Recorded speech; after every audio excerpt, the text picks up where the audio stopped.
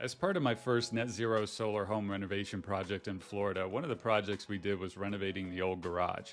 In this video, I'll cover everything that was done, timelines, cost breakdowns, and a few smart home and electric car upgrades as well. So let's get into it. So you can see when I bought the house, it was a really rundown garage. It had popcorn ceilings, gashes in the wall. It was really cluttered, had some old shelves on the wall. And so this is really a complete makeover. I had never done any renovations before, and this was the first project in the house that I tackled. And to get started and just get going, I took down the old shelves myself. This only took a couple hours or so and a couple small tools, so cost was free. Next up was trying to figure out what I was going to do with the drywall, and as I'd never worked on drywall before, it was a little bit intimidating. Luckily, I found a drywaller named Adam on Thumbtack, and he was $40 an hour and worked with me for much of the whole house project, so I was lucky to find him. 40 bucks an hour can add up pretty quick, so to save money, I also worked alongside him, not only to save money, but just to help him out and learn myself. So to start the prep work, we both removed the popcorn in the ceiling, fixed a lot of the drooping drywall in the ceiling as well, and he went around for a couple days and patched up all the walls and the ceiling, and then we also did texture. And you can see for the first week it added up to over $1,000 right away, and that's mostly labor for Adam, and those are long days, only 3 days. But looking back, it was well worth it because he had the skill level to not only fix the drywall, but match the existing texture. And there's no way I would have been able to do that, or if I did, it would have looked terrible.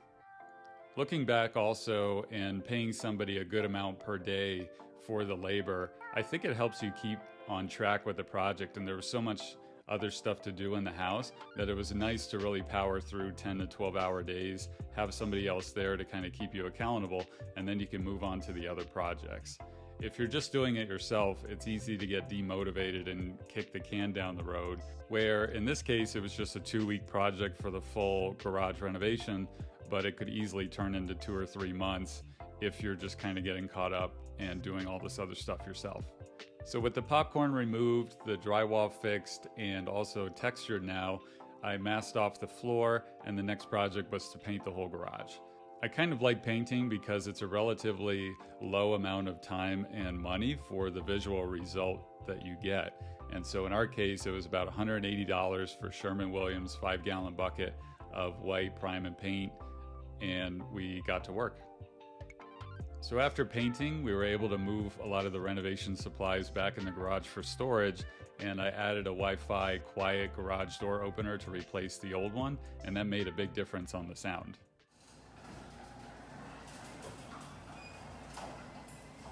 And after we had done all this work over a week or so, Adam had turned to me and said, you know, usually you do the garage last with the renovation.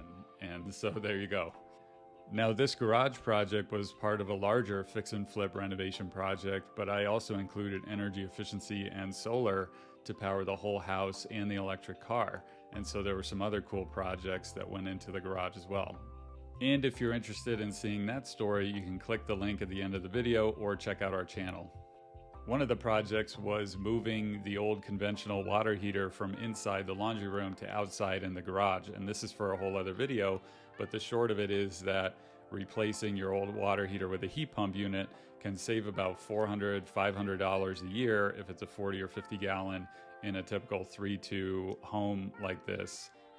Another fun little upgrade was replacing the light bulb in the garage, and there was just one at the top center of the ceiling. But by replacing old incandescents or CFLs with the new LED garage lights that you can find pretty much anywhere on Amazon, Home Depot, you save about 50 to 80% energy on that, and you usually brighten up the whole garage by anywhere from 2 to 4 times brightness. The next fun project was to install the electric car charger on the wall, and it was nice because the electrical panel was on the same wall that I wanted to install the charger. So we put a 60 amp breaker in the panel and then ran 6-gauge wire up and across the attic and then down the wall right where the EV charger was installed. So all in all, I think it turned out pretty nice. It was a good project over 2 weeks. It was a lot of work, unlimited trips to Home Depot. But as you can see in the cost breakdown here, the total for the project came right in at about $3,000. One quick note is that the cost for the water heater project was not included in this. That went into another part of the budget, but I just wanted to show you that part of the energy efficiency work. Towards the bottom of the list here, you can see we did a few other upgrades, including a steel pre-hung door between the garage and the house itself inside. And then also we did have a snag where the HVAC handler actually had the drain line get plugged up with mold and other things, and so it flooded the pan, which was in the ceiling above the garage, and Adam had to come back and repair that, and that cost $250. If you're looking to do your own garage project, I thought of a couple other tips that may help.